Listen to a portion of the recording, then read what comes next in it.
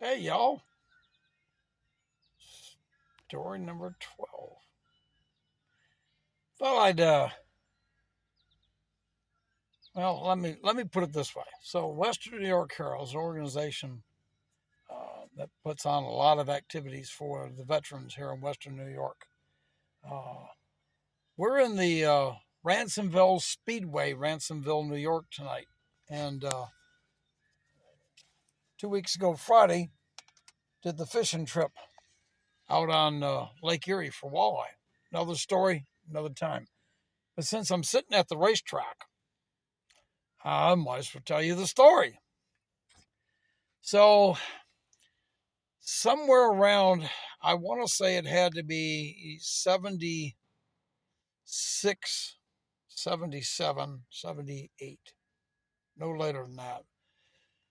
I uh, I was stationed in Altus, Oklahoma, and we had two racetracks there. We had a paved track, and then we had a dirt track. And the dirt track was up at, they called it Lake Lugert Altus Raceway. The other one was just simply called Altus Raceway.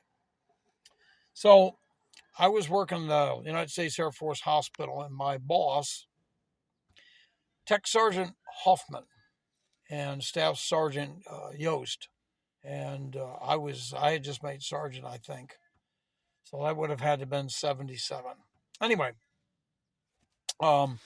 George and his wife, and their off time, they ran a trailer park on Falcon Road, and I don't know, there was 30 or 20 or 30 trailers that they leased out people, you know, whatever it was. And apparently, there was a couple that had got reassigned. They were military, and they had two vehicles. Actually, I had three vehicles. They could only take two vehicles with them. So they left behind a 1966 Chevy Caprice. And George was a big racing fan. I'd gone up to the races with George a couple times, and three times more or less. And then, of course, Lake Lugardal's track opened a year later after we started going. And I got this notion that I wanted to race because my dad raced. You kids, you great grandkids, Grandpa Turlington used to race. That would have been 1951, 52 at the old rock pile, which was War Memorial Stadium, which, by the way, which is where The Natural with Robert Redford was filmed before it was demolished. So anyway, my dad used to race there. I remember him telling us a story one time that his dad was up seeing us or seeing them. I wasn't born yet. Bill wasn't even born yet. And Bill comes into that picture too shortly. So anyway, uh, dad was racing and mom was sitting up in the stands and with granddaddy, and my dad hit the wall. My grandfather got up, gave my mom a hug, said, "I can't watch this anymore," and he walked home. They lived at 218 and a half Potomac. So, anyway, so Grandpa used to race. Anyway, I had this idea I wanted to race, and George had this car sitting around. And so I had a base station CB that I wasn't using, and a 1-year-old JC Penney stainless steel looking 10-speed that I had bought for Mary Jo at the time, and she never rode it. So I made a deal with George Hoffman. I traded him that base CB station and the bike for this 66 Chevy Caprice, and went over and got it, not registered, no plates, drove it to the house, started kind of working on it. And I finally found somebody to put a roll cage in it, and took it down there at night. Took it down to the guy's place, and they had uh, cut the top off the four corners, dropped the roll cage in for $50, and then re-weld it. So I had not chicken wire, but chicken fencing, the 2x3 fencing across the front. Had to have the glass, all your glass had to be down or taken out. Mine was taken down and duct taped over.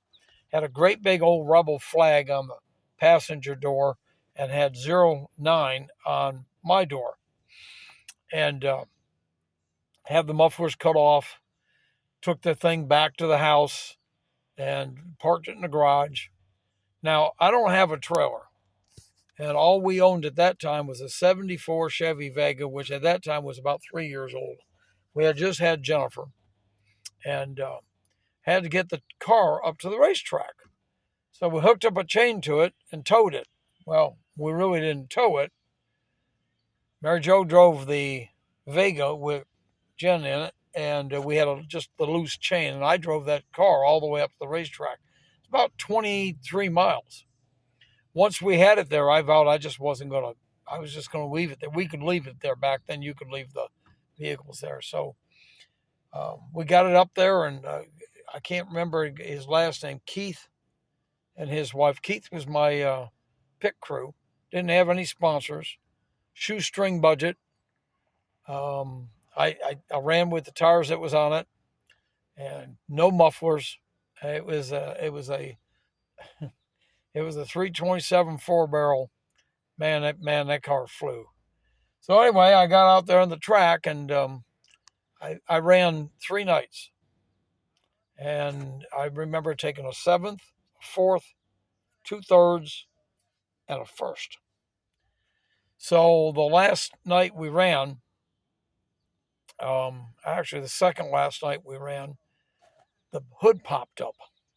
So I pulled in, and Keith took I don't know, he had chisel or something, and he punched a hole into the hood, and we just threw a chain on it. Well, unfortunately, he hit the radiator. Yeah. So we took a piece of rubber tubing and put it in the hole and put a sheet metal screw in it. And that's how we ran the next race. So the following week we came up and we get ready and went out and ran the hot laps, and I came in 4th. Well, I did pretty good.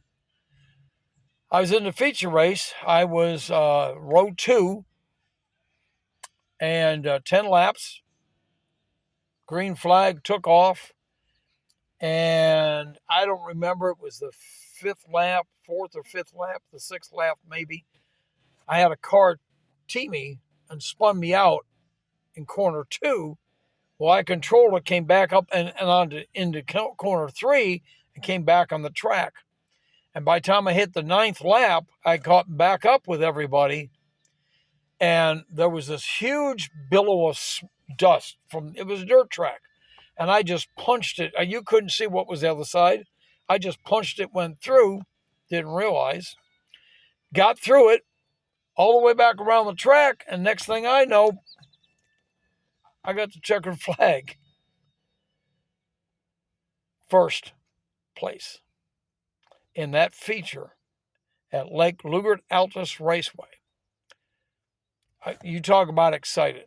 It was just unbelievable. So left the car that night, got home. Now, mind you, we got home about 12:30 at night. And I'm in Altus, Oklahoma, which is Central Time. So don't you know, Dad's proud son had to call him 1:30 in the morning. I woke Grandpa up. Dad, I won 1st place tonight. Son, do you know what time it is? I'm proud of you, but do you know? It was so cool. So that's my racing story. Yep.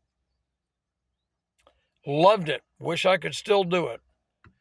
Just don't have the money anymore. Didn't have a whole lot of money back then, but like I said, it was a shoestring budget.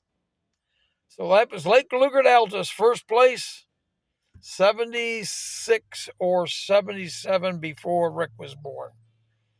All right. That's my story, and I'm sticking to it. Story 12 coming your way via YouTube and on Facebook shortly. Bye, y'all.